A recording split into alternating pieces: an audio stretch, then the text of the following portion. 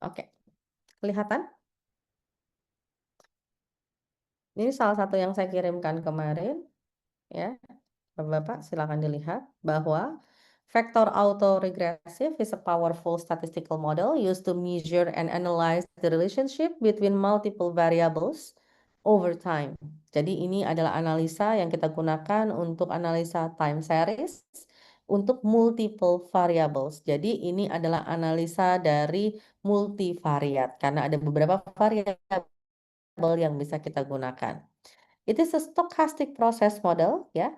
Pasti modelnya adalah model yang dalam kategori stokastik, ya. Ada random walk di dalamnya, ada error di dalamnya, ada trend di dalamnya. So, kita membutuhkan model proses stokastik tersebut. And then you can see that meaning it models randomness in the form of data points that can be observed at different moment in time. Ya, karena kita menganalisa dari titik poin waktu yang berbeda-beda. VAR has been widely used in economic, finance, marketing, and other discipline where there are multiple variables to consider when making decisions or predictions. That's why VAR is really widely used in forecasting actually, ya. Jadi kalau orang-orang BI itu mereka mau forecast tapi dia nggak mau forecastnya univariat, dia mau forecastnya multivariat. Ada beberapa variabel yang kita masukkan di dalamnya, kemudian kita mau melihat bagaimana sih dampak dari kalau kita naikin misalnya suku bunga Bank Indonesia 0,1%, dampaknya kepada variabel lain ini sih kapan nih dampaknya? Ya, let's say misalnya Bank Indonesia, dia melakukan adjustment perubahan terhadap suku bunga Bank Indonesia, BI rate misalnya, di bulan Januari. And then what is the impact on misalnya deposit rate? Kapan dia berimpactnya? Let's say, oh ternyata bulan Januari, ternyata ini tuh bisa berdampak nanti sekitar bulan 3, bulan 4 gitu loh. Ngerti nggak? Jadi dari dia menentukan suku bunga kebijakan tersebut sampai dengan suku bunga kebijakan tersebut berdampak pada variabel yang kita tuju, maka itulah yang kita gunakan model vektor autoregresif. Clear sampai di sini? Clear. Okay, and then formal representations of VAR, assumption, variables YT and XT are assumed stationary. Ya, oke, berarti variabel ini, variabel kita punya XT dan YT, kita asumsikan dia stationer pada level. Logs and difference can be applied if required. Jadi boleh nggak sih kita gunakan bentuk log? Boleh nggak sih kita menggunakan bentuk difference? Boleh-boleh aja. Yang terpenting adalah kita tahu bahwa itu semua harus stationer pada level. Yang berikutnya adalah UT and VT are white noise disturbances. Ya, kenapa? Coba kita langsung lihat di sini. Dia menyebutkan YT and UT. Itu dari mana sih? Coba silahkan dilihat bahwa model yang kita gunakan adalah kita berasumsi bahwa YT sama dengan A1 tambah dengan B11 YT minus 1 tambah dengan B12 XT minus 1 ditambah dengan UT. Apa yang Bapak-Bapak lihat bahwa variabel dependennya di sini YT, sedangkan di persamaan kedua variabel dependen ini menjadi variabel independen. Paham sampai sini? Ya, Bu.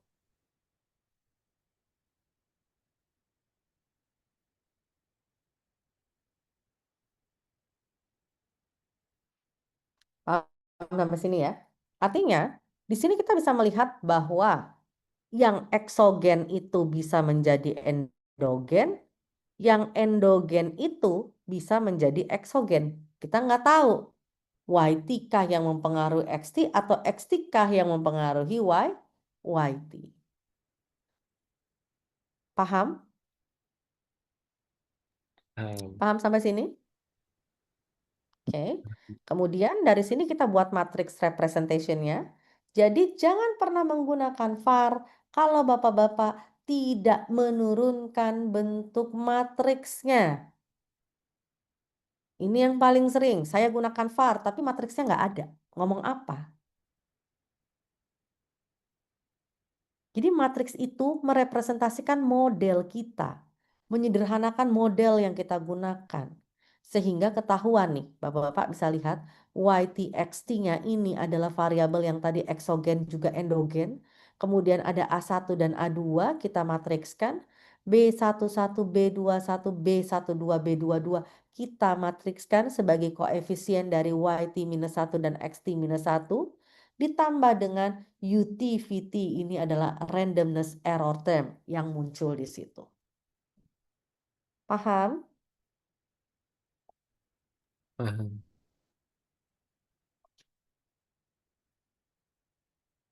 Ya. Modelnya sebenarnya nggak terlalu sulit, ini gampang. Bisa Bapak-Bapak cari semuanya. The most problem is know the reason why we have to use var and what is the step of var and what is the meaning of the step. Yeah, that is a very important thing actually.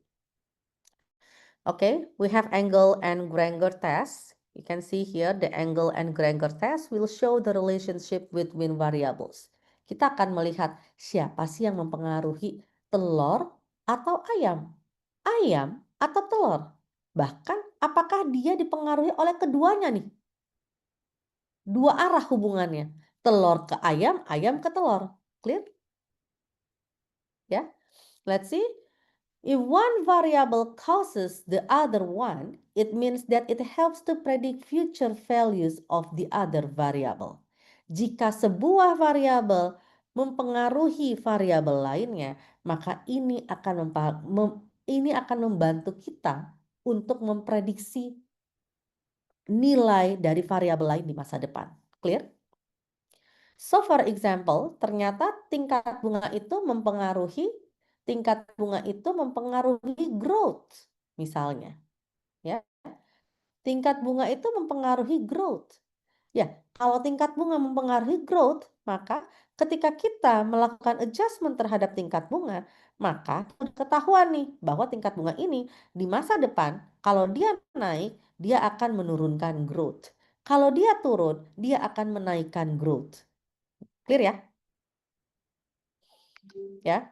Kemudian di sini dia memberikan contoh. Contohnya adalah tingkat inflasi. Tingkat inflasi itu membantu kita untuk memprediksi nilai suku bunga di masa depan. Jadi jika inflasinya naik, maka interest rate-nya, suku bunganya juga akan naik. Clear sampai di sini? Apakah ada pertanyaan sampai di sini? Ah, Belum, apakah? Kenapa? belum ada pertanyaan. Belum ada pertanyaan. Oke, kita lanjut ke Lagrange kriteria. Jadi step pertamanya adalah kita susun modelnya, ya. Bukan susun modelnya ya. We know the theory. Kemudian kita tahu apa permasalahan kita. Kemudian susun konstruk modelnya, model var-nya. Dari konstruk model var-nya, susun matriks var-nya. Dari matriksnya kita belum tahu siapa yang mempengaruhi apa. Kita cek lagi angle Granger test-nya. Dari angle Granger test, maka kita masuk ke selanjutnya adalah lag length kriteria. Lag length kriteria adalah kita mau melihat lag-nya itu seperti apa. Ini tadi modelnya sama ya dengan waktu ARDL. Kita mau lihat lag length-nya seperti apa. Berapa sih panjang lag optimal yang bisa kita gunakan? Paham? Paham sampai sini? Ya. Saya Paham. kembali ke EViews-nya. Saya mengasumsikan seperti ini ya, Bapak-Bapak, data estimasi VAR tadi. Saya asumsikan seperti ini. Kemudian saya make equation. Oke. Saya asumsikan seperti ini. Ini saya logkan ya, Bapak. Bapak ya. Ini saya logkan. Ini saya logkan. Ya. Ini saya logkan. Sudah seperti ini. Kemudian kita dapatkan seperti ini.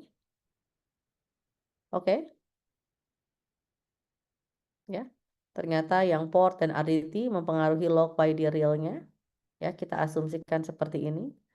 Kemudian dari sini kita akan mencari Lagrange kriterianya. Sebentar.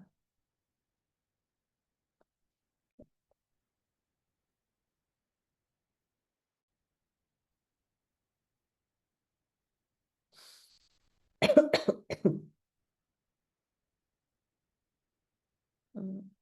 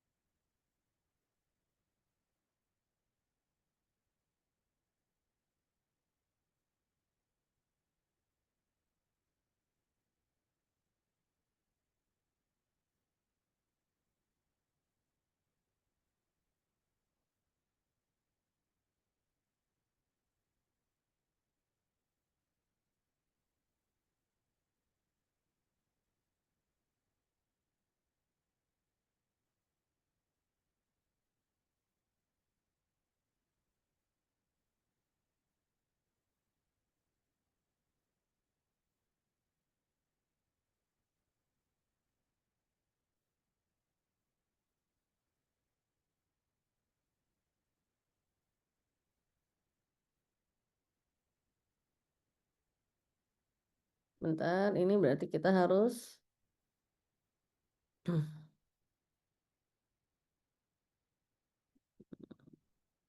estimate with var yang mana ya?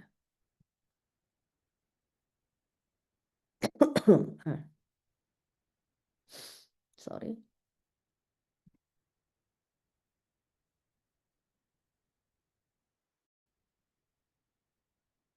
Interval yang mana dia di sini?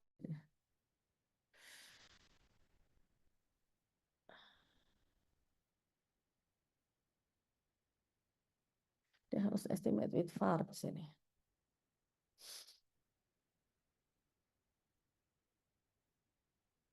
Sebentar, ini saya hapus dulu ya.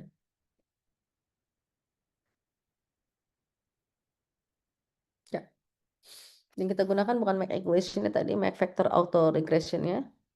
Oke, ini bisa kita gunakan lognya kalau kita mau gunakan lognya. Sudah? Ya.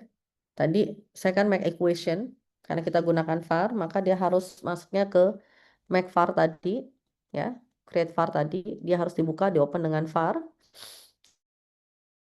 Kemudian setelah itu kita estimasi dan kita dapat seperti ini. Oke. Nah, sebenarnya banyak orang yang bilang ini bacanya gimana, bacanya gimana. Sebenarnya ini tuh nggak penting. Tapi ya kalau orang nggak ngerti pasti dia bilang baca dong semuanya kan ada angkanya gitu. Sebenarnya it's not really important gitu. Yang penting adalah nanti kita harus lihat lag structure-nya nih sini ya. Lag exclusion, lag length kriteria, misalnya kita lihat lag length kriterianya, ini adalah dia masukkan secara otomatis ya. Nah, ini berarti lag berapa sih yang mau kita gunakan gitu kan? Nah, untuk melihat lag ini, Bapak-bapak lihat tanda asteriknya ini, tanda bintangnya ini banyaknya di mana? Kalau banyaknya di lag 5, maka kita gunakan lag 5. Kalau di sini kan tanda bintangnya rata-rata ada di lag 5 ya. Ya. Berarti ini log, LR, FPE, AIC, SC, HQ ini adalah pendekatan-pendekatan yang digunakan untuk mengukur lag optimum. Ini adalah beberapa pendekatan. CLR bilang lag 5, FPE bilang lag 5, AIC bilang lag 5, SC bilang lag 3, HQ bilang lag 5. Yang bilang lag 5 lebih banyak, maka secara konsensus bisa kita katakan bahwa lag optimumnya yang kita gunakan adalah lag 5. Clear sampai di sini? Kalau ini kuartalan berarti kalau dia lag 5, lag 1 ke lag 6, berarti sekitar 1,5 tahun baru kita bisa melihat bagaimana hasilnya. Clear nggak? Ya, tapi buat saya kalau melihat hasil seperti itu terlalu panjang, lag 1 sampai lag 5. That's why dengan ini kan kita bisa memforecast nih, oh ternyata variabel itu nggak bisa kita gunakan sebagai acuan untuk jangka pendek gitu loh. Clear nggak? Jadi kayak misalnya nih, dulu orang semuanya cuma pakai BI rate, BI rate, BI rate, ya kan? BI rate itu kan ditentukannya secara bulanan kan? Which is dalam keuangan menentukan secara bulanan itu kan terlalu panjang. Sedangkan shock yang terjadi itu adalah shock mingguan, shock harian. That's why sekarang kita sudah bisa menggunakan acuan lain yang kita sebut dengan BI 7 days repo. Clear sampai di sini? Pak Raffi, clear kah sampai di sini? Iya, Bu. Oke. Nah, kemudian setelah itu maka yang berikutnya adalah kita estimate lagi di sini ya. Lag interval for endogenous-nya tadi ada 5, ini bisa kita masukkan 5. So it will be like this. Ada kelas lain ya setelah saya ya? Ada, Bu. Metodologi jam 11. Oh ya udah, oke, saya udah mau selesai kok. Ya, setelah ini ya, setelah ini kita udah punya hasilnya ya. Oke, jadi tadi Pak Bahar tadi mungkin nggak sempat lihat. Tadi kan kita udah punya tuh optimalnya ada di 5 kan. Maka tadi ini 2 Pak tulisannya awalnya. Ini kita ganti jadi 5 karena ini adalah lag interval yang akan kita gunakan berdasarkan lag kriteria yang sudah kita cek tadi. Di lag kriteria tadi kita udah mengatakan bahwa lag optimalnya adalah lag 5. Dengan demikian, di sini yang tadinya 2, saya ganti menjadi lag 5 berdasarkan lag kriteria yang kita gunakan tadi. Clear? Ya. Kemudian punya hasilnya tidak lagi lag 1 dan lag 2, tetapi hasilnya sudah sampai ke lag 5. So, what is next? What is next is you can see the impulse response function-nya. Lihatnya seperti apa. Nah, ini adalah impulse response function-nya.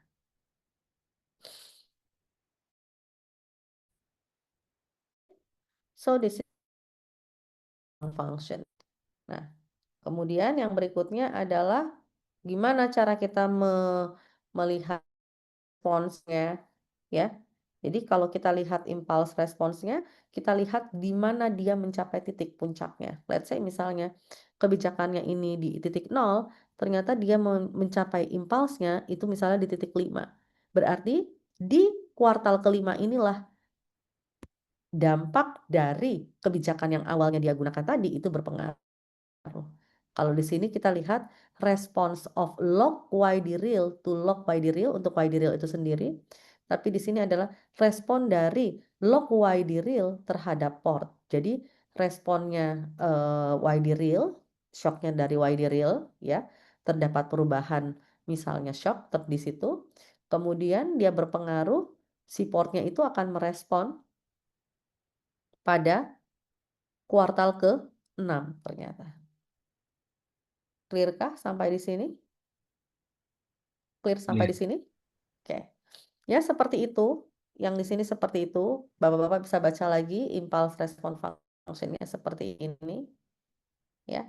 One standard deviation. Shock on the Fed rate has a gradual positive effect. Positive effect. Jadi misalnya dia naik 1%, kemudian bagaimana dampaknya di sini? Oke. Jadi kita bisa lihat grafiknya. Kemudian yang berikutnya ada variance decomposition ya. Dari sini kita bisa melihat mana variance decomposition-nya Jadi kita lihat view, kita bisa lagi lihat variance decomposition-nya. Kita masukkan ya. Untuk decomposition-nya kita bisa gunakan tabelnya. Ini adalah variance decomposition. Jadi untuk output dari VAR itu ada yang namanya IRF atau impulse response function, dan ada lagi satu yang namanya variance decomposition VD. Jadi kita bisa lihat dua, bisa lihat dari impulse-nya, oke? Impulse-nya seperti ini, kemudian impulse-nya kita lihat multiple graph-nya, ya. Dan kita juga bisa menganalisa variance decomposition-nya seperti ini. Ya, variance decomposition-nya silahkan kalau mau lihat dari bentuk tabel seperti ini. Ini artinya bahwa kalau kita lihat dari log Y di real, kalau Y di real di bulan pertama ya, di kuartal pertama ternyata ya Y di real itu pasti ditentukan oleh dirinya sendiri kan, ya kan? Kalau di kuartal kedua Y di real itu ditentukan oleh dirinya sendiri 88%, tetapi oleh port itu 9,8% dan RDT itu 11,24%. Sedangkan nanti Y di real di bulan ketiga atau kuartal ketiga ternyata akan ditentukan lebih banyak oleh RDT nih di sini. Clear-kah sampai di sini? Clear sampai di sini? Berarti di sini dia melihat komposisinya kan? Clear ya? Clear. Clear ya? Oke. Saya rasa cukup. Silahkan Bapak-Bapak untuk membuat papernya sebagai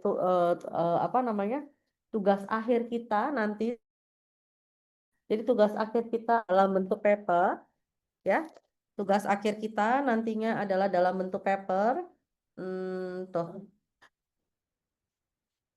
Hai. Ya. Dalam bentuk paper. Paper ini terdiri dari satu pasti saya minta latar belakang. Kedua adalah ya sebenarnya latar belakang ini saya minta sebenarnya lebih ke problem statementnya apa sih? Problem statementnya apa? Pernyataan permasalahan di situ. Kemudian yang kedua itu adalah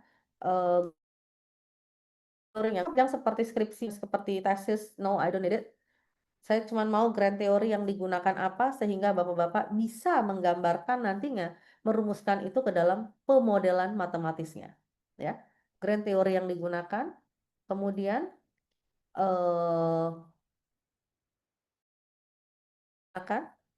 yang di sini model yang digunakan bukan hanya Bapak-Bapak pilih, tapi yang saya mau tahu adalah kenapa model itu dipilih. Dipilih, ya. Di dua ini, dari sini, ini kan kita harus konstruk model matematisnya kan. Jadi di sini sebelum ini kan ada konstruk model matematisnya. Kalau dia jangka panjang ya gimana? Kalau dia jangka pendek seperti apa? Kemudian dari situ baru kita tahu model apa yang akan kita gunakan. Kemudian ini yang terakhir adalah hasil statistiknya apa? Hasil statistik, kemudian interpretasi. Udah, cukup sampai sini aja.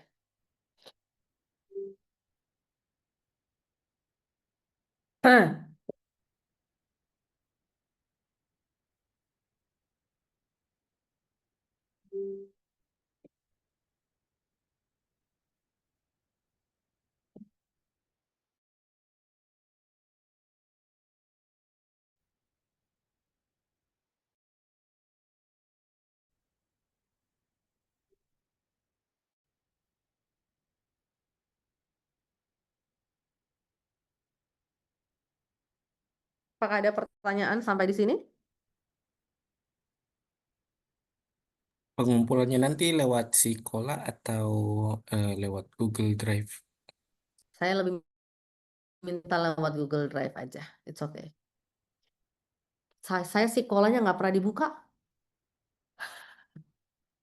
Jadi Kalau batas Sikolanya nggak pengumpulan, pernah Bu? saya pakai. Batas pengumpulan minggu depan di hari Sabtu. Oh iya siap, Bu. Ya, kalau saya lebih mending Bapak-Bapak lebih explore apa yang sudah kita pelajari. Sehingga nanti ketika misalnya pada saat tesis itu akan lebih memudahkan saat mau menjelaskan kenapa dia seperti itu. Kan udah ada yang kan tinggal di-explore aja. Gitu. Tapi if you find something, ya mungkin kan namanya kita juga menggunakan data baru tuh, ya. Silahkan kalau mau ditanyakan ke saya lagi juga nggak apa-apa. Ini kenapa seperti ini? Kalau dia begini biasanya kenapa nih? Gitu. Ya, apa yang harus kita lakukan? Biasanya sih masih ada yang nanya-nanya kayak begitu. And I really open on this, so yeah, I'm just waiting kalau misalnya memang ada pertanyaan-pertanyaan terkait hasilnya. Ya, kalau misalnya bisa mau bikin sekalian dengan contoh artikel di masa depannya seperti apa ya monggo silahkan gitu. Oke? Clear? Terima kasih semua.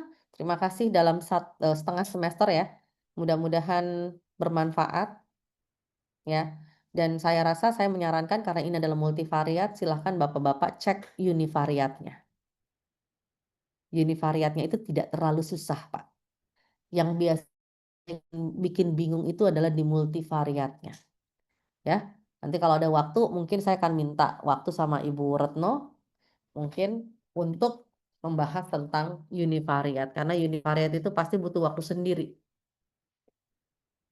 Ya, univariat itu yang biasanya kita gunakan untuk analisa inflasi sendiri, growth sendiri, kemudian saham gimana, itu yang biasanya kita gunakan di situ.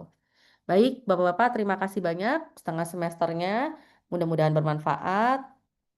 Yang nggak tahu ketemu lagi atau enggak di semester depan. Terima kasih. Assalamualaikum warahmatullahi wabarakatuh. Waalaikumsalam. Waalaikumsalam. Terima kasih banyak, Bu. Ya, Terima kasih, terima Cek. kasih. Thank you, Mbak. Sudah? Ini, Bu.